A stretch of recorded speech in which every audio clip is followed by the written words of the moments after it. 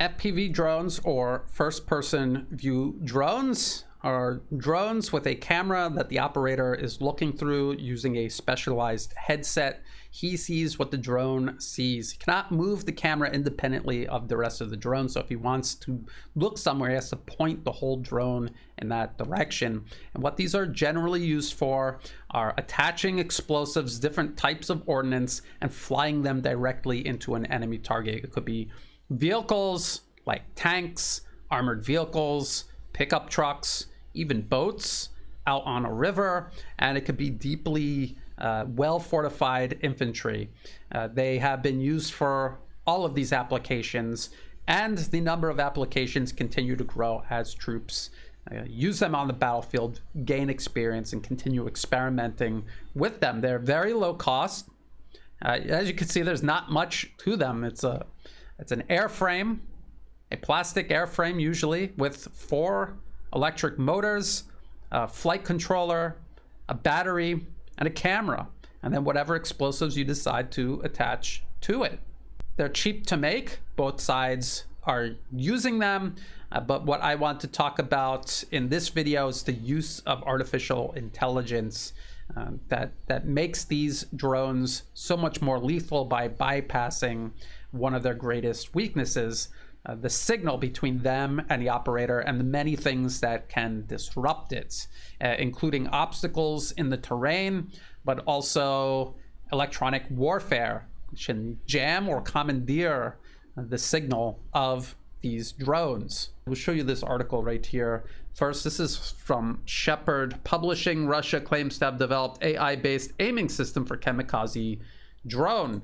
And I will explain in full why this is so important. But before we do that, I just want to help you navigate through these Western narratives that we have seen take shape since the Russian special military operation began in Ukraine in February 2022. This is from Wired. This is from March 2022, so the month after the SMO began. Russia's killer drone in Ukraine raises fear about AI in warfare. The maker of the lethal drone claims that it can identify targets using artificial intelligence. And this is the Kub drone, I believe, from Kalishnikov Concern. And the article says, a Russian suicide drone that boasts the ability to identify targets using artificial intelligence has been spotted in images of the ongoing invasion of Ukraine. The drone itself may do little to alter the course of the war in Ukraine, as there is no evidence that Russia is using them widely so far. But its appearance has sparked concern about the potential for AI to take a greater role in making lethal decisions. The notion of a killer robot, where you have artificial intelligence fused with weapons, that technology is here and it's being used, says Zachary Kallenborn, a research affiliate with the National Consortium for the Study of Terrorism and Responses to Terrorism, or START. Little did they know that, yes, indeed, these drones would have an impact on the fighting in Ukraine, and that AI would eventually end up taking on a much larger and more important role. Now, while the article is trying to make it sound like these drones are going to be deciding life and death on the battlefield, it should be pointed out that the AI targeting system that Russia has been developing, this is where an operator picks a target, the AI recognizes the target and keeps it in sight as it guides the drone into the target. I guess now would be a good time to actually explain how this works and why it's so important. And then I will go over the Western media and how they have been covering this development. So here's a diagram. Here's the drone operator here. This is the drone that he's operating, a first-person view drone here, B. And you have to remember, first-person view drone, the operator sees what the drone is seeing, almost as if he was in the drone itself. It's different than quadcopters that are used for observation. You can point the camera in different directions relative to the direction of the drone. the FPV drone is just looking straight forward. You cannot change where the camera is looking except by changing the where you're flying the drone. And C is the entrenched enemy. And as you can see, there's some obstacles in the way. There's a hill, there's a building, and there are trees in the way. These red lines represent the line of sight, or the line of sight of the signal. More specifically, again, the operator is not looking at the drone, he's looking through the drone when we're talking about first-person view drones. And that is where the operator is actually seeing these entrenched soldiers. He wants to use this drone to swoop down and strike at. As you can see, when the drone goes down, the pilot is still seeing the target, but the drone has now left the line of sight of the signal. There's trees, buildings, and a hill in between him and the drone, and the signal flickers out. And if you've watched a lot of FPV drone videos, you will notice how the closer the drone gets to the ground, the worse the signal is. And that is what is happening. These obstacles between the operator and the drone suddenly begin interfering with the signal. The closer the drone gets to the ground, the more obstacles there are between the line of sight of the signal and the drone itself. There's a couple of things you can do to get around this. You could have a second drone here with the letter D. And this is operated by another drone operator. This could be a normal quadcopter you're using for observation. It could have a repeater for the signal. It'll help the FPV drone go further, and it'll also help maintain the signal as it approaches to the ground. It's a little bit more complicated. It requires two operators, two drones.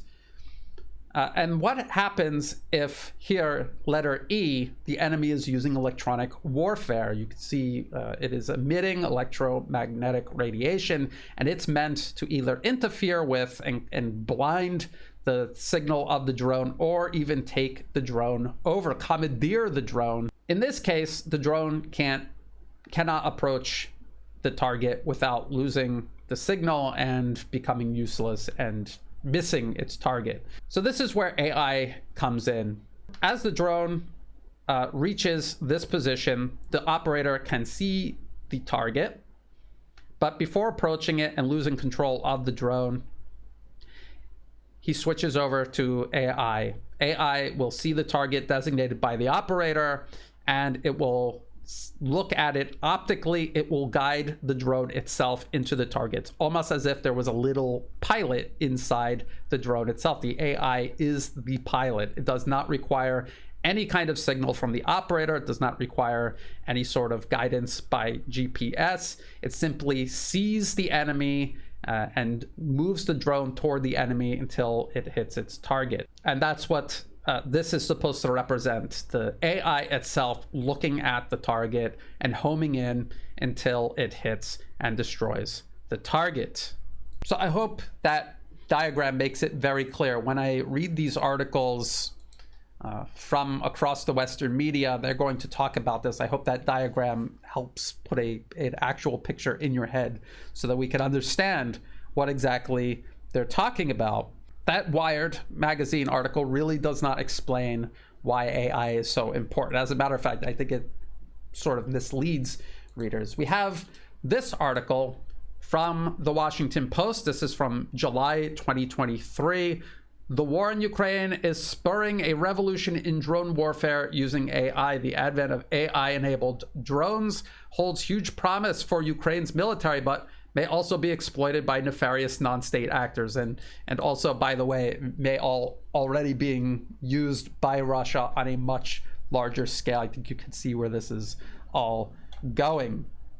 The article says, in an open test field in rural Ukraine, a drone equipped with a bomb lost connection with its human operator after coming under attack by electronic jamming equipment, electronic warfare, EW. But instead of crashing into the ground, the drone accelerated towards its target and destroyed it. The drone avoided the fate of thousands of other uncrewed aircraft in this war by relying on new artificial intelligence software that accounts for the electronic interference now commonly deployed by Russia, stabilizing the drone and keeping it locked on a pre-selected target. AI capabilities help the drone complete its mission, even if the target moves, representing a significant upgrade from existing drones that track specific coordinates using GPS, which can also be jammed. Such AI technology, under development by a growing number of Ukrainian drone companies, is one of several innovative leaps underway in Kiev's domestic drone market that are accelerating and democratizing the lethality of unmanned warfare, especially crucial for Ukraine's outgunned military, which is fighting a larger and better equipped Russian enemy. And what all of these Western news stories about Ukrainian innovations, what they all forget to mention is that any innovation Ukraine comes up with, Russia can easily match, and then with its industrial might, its larger population, it could surpass in both quantity and also quality. So that is what they're talking about. That the process that the drone is using is that process that I just showed you using the diagrams. It is the operator pre-selecting a target and then the AI piloting the drone itself into the target using the camera, being able to interpret what it is seeing on the camera and not relying on any external signal, making it immune to electronic warfare. And also signal interference just because of obstacles and distance between itself and the operator. So that brings me back to this article from Shepherd Publishing. Russia claims to have developed AI-based aiming system for kamikaze drone. This was August 2023, but we've heard about this much more recently. The article says the designer of the Gadfly FPV kamikaze drone claims to have integrated an AI-based aiming system that uses a neural network to identify targets. A Russian company manufacturing the Gadfly first-person view FPV kamikaze drone has developed an AI-based aiming system for the UAV, unmanned aerial vehicle. According to an interview with the designer, this was published by RIA Novosti. This was August 2023. The aiming system employs a neural network to analyze, identify, and assist in attacking both stationary and mobile targets with an accuracy rate of 90%. A video released with the article showed the FPV perspective from the drone with bounding boxes around moving trucks, stationary targets, and wood cover, and other airborne drones. And if you've ever noticed, your camera on your smartphone can do this. You see the bounding boxes popping up depending on what mode it's in, and it's selecting a potential subject for your photograph. You can manually change it and adjust the settings, but ultimately it's your smartphone using these type of technologies, these algorithms to select and focus on a particular subject. Now we have drones that are capable of doing this for an entirely different purpose. Now, of course, if Russia is doing this, and we read the news article about Ukraine attempting to do this, who ultimately is going to have the advantage? The nation with the largest military industrial base, the largest military industrial output, which is Russia. They have proved this over and over again, whether it's something low-tech like artillery shells, complex vehicles like main battle tanks, or even precision-guided missiles, cruise missiles, even hypersonic missiles. Russia is capable of building many more of these, oftentimes with better capabilities than the West, and I don't understand why anyone would doubt Russia is capable of doing likewise with drones. We have seen many articles across the Western media talking about how outnumbered Ukraine is in terms of these drones specifically. This is an article that I have gone over many times before. This is from The Economist, November 2023. Russia is starting to make its superiority in electronic warfare count.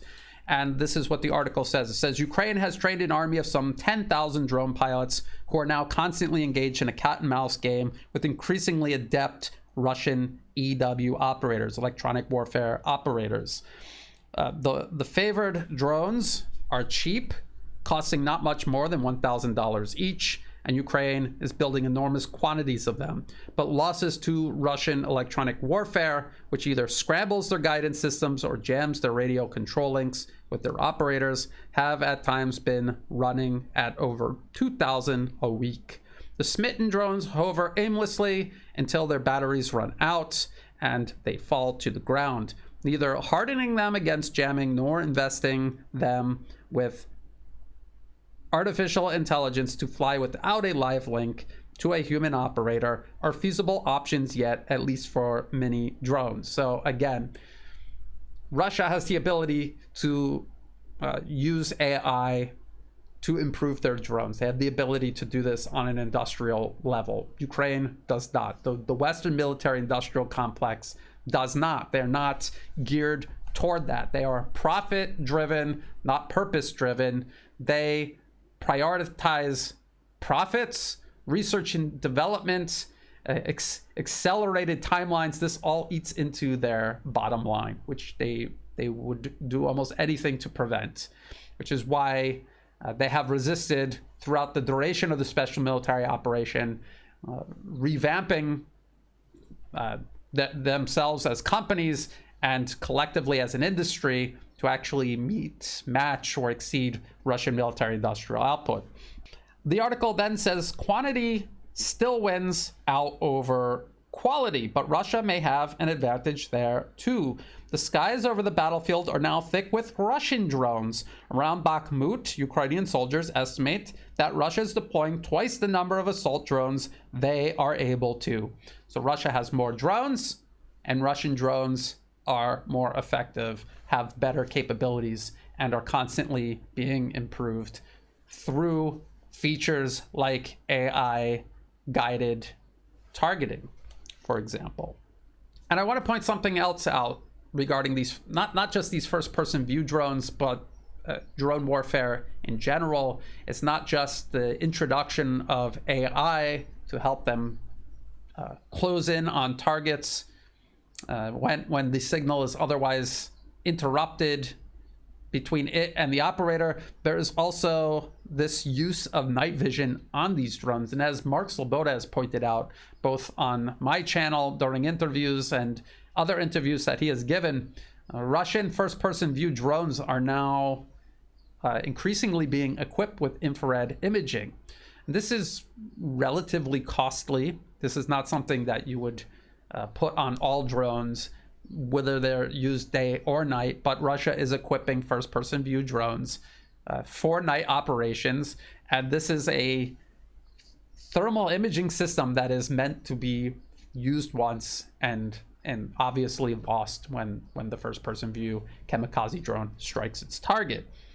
And this is a growing problem, and this comes from Kiev Post. This is Ukrainian, pro-Ukrainian media, Ukrainian-based pro-Ukrainian media. Russia's night drones pose a serious new threat to Ukraine's troops. And this isn't just for first-person view drones.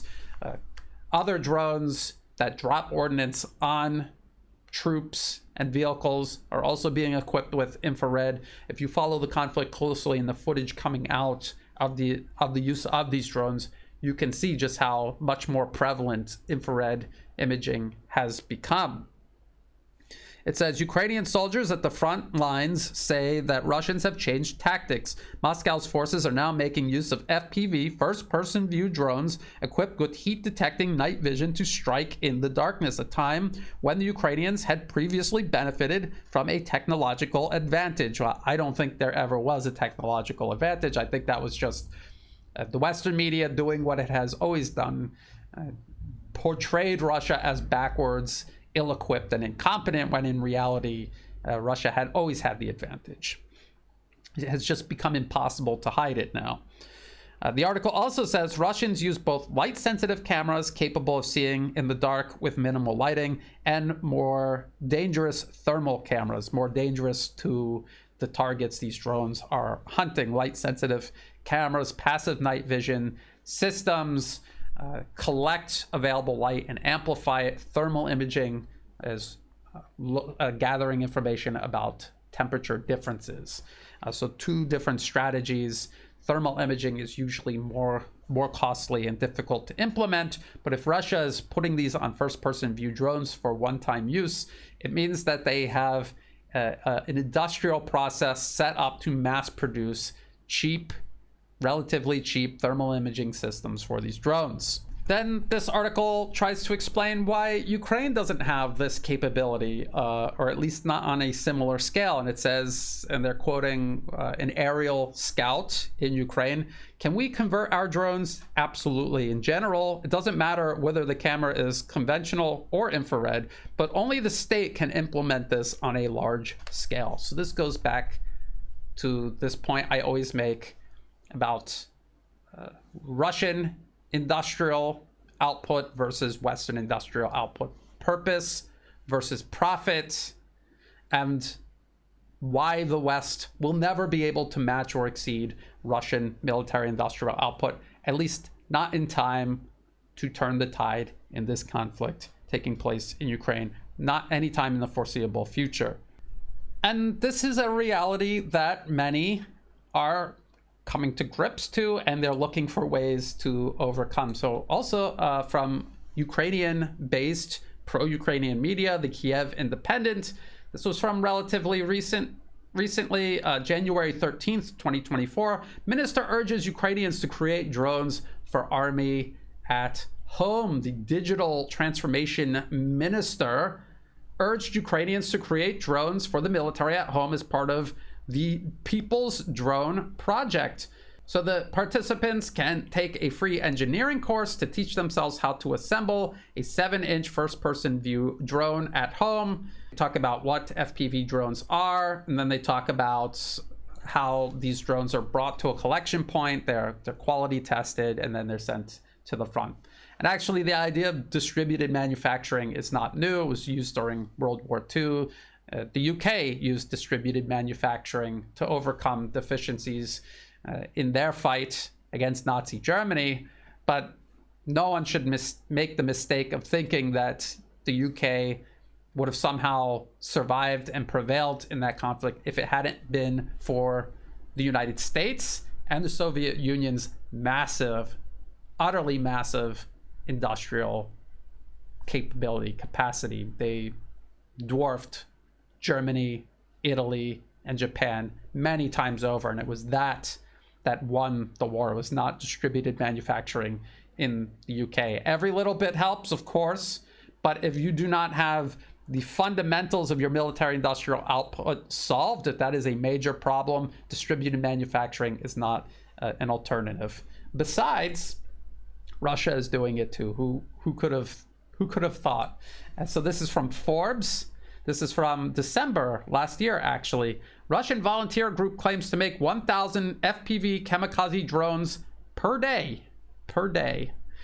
The FPV kamikaze has become a signature weapon of the conflict in Ukraine, an improvised precision attack drone which gives precision lethality to the individual foot soldier. First introduced by Ukrainian forces, FPVs were quickly copied by the Russians and are now appearing in large numbers. Russian volunteer groups claim that it is producing 1,000 of the drones every single day. The claim appeared in a recent video which shows large numbers being assembled and shipped. This upsurge is thanks to aid from Russia's Ministry of Defense, previously opposed to private initiatives. So this is Russia doing what Ukraine is attempting to do, and it's obviously going to be able to do it on a much larger scale with many times more resources.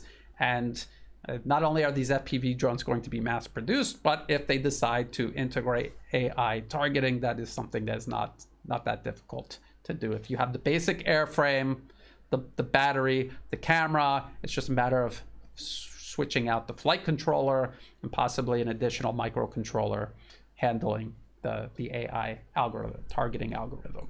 The article concludes by saying the Soviet Union achieved success in World War II by being able to absorb heavy casualties and having the industrial capacity to produce vast quantities of military hardware. We are seeing something similar now. Neither side seems capable of large-scale offensive operations, and we have a relatively static war of attrition where both sides face entrenched defenses. The side which produces more FPVs and erode enemy forces fastest may end up as the victor. But not just FPV drones, everything else as well. Tanks, warplanes, artillery shells, artillery pieces. Absolutely everything is being made in much larger quantities with better quality by Russia than Ukraine and its Western allies. And as I pointed out in many videos previously, this is not something that can change overnight. This would take years and years of very extreme reorganization that the West simply hasn't even talked about doing, let alone started doing. I most likely will touch on this topic again if people have a general interest in any specific weapon system. Just let me know in the comment section below and I will cover that next. In the meantime, if you thought this video was useful, please like and share. Think about subscribing. It's free to do. It helps the channel grow. Check out the video description below for other places you can find and follow my work. I highly suggest you follow me on Telegram. Absolutely everything goes up on Telegram, including entire videos backed up from YouTube. You can open these on your smartphone, turn the screen off on your smartphone, and the audio will continue playing, which you cannot do on YouTube unless you pay for premium YouTube. Also in the video description below are all of the links that I referenced in this video. There's a lot of interesting information in there about FPV drones, lots of pictures and videos as well. Although I would caution people about watching FPV drone videos. They are essentially a flying grenade. When they hit infantry on the ground, it has the same effect on the human body as a grenade detonating at point blank range. It is extremely gruesome. So if you do not want to see something like that, please don't click on these videos. You cannot unsee it. And in the video description below are ways you can help support my work. I do not monetize my YouTube channel or any of my social media platforms. So if you do want to help support my work, please do so through Buy Me a Coffee and also through Patreon. To everyone who has been supporting my work, whether it's one-time donations, donations month to month, or even if you're just sharing my work with others and helping get the word out there, I greatly appreciate that. That is what makes this work possible. So thank you, and as always, thank you for watching.